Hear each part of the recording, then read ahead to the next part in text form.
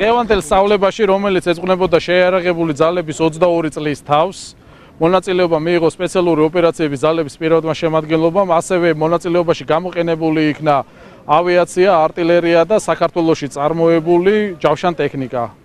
როგორებიც არის ლაზიკა, დიდგორი. პირველი ის რომ მთელი თვეზე მეტია ის რომ აჩვენეს ბიჭებმა დღეს, რაც თვეზე მეტია თვითონ ემზადებიან. თითქმის 20 საათიანი გრაფიკით შრომობდნენ 24 საათის განმავლობაში, რომ ვიცოდეთ 18 საათი, 16 საათი.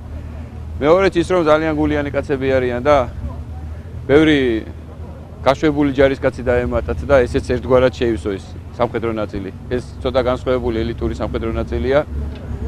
მესამეც ის რომ დიდი მადლობა სულ ყველას, ვინც ნახეთ, ვისაც მოგეწონათ და ბიჭებს ვინც ძალიან დიდი შრომა და გული აჩვენეს დღეს ბრძოლის ველზე.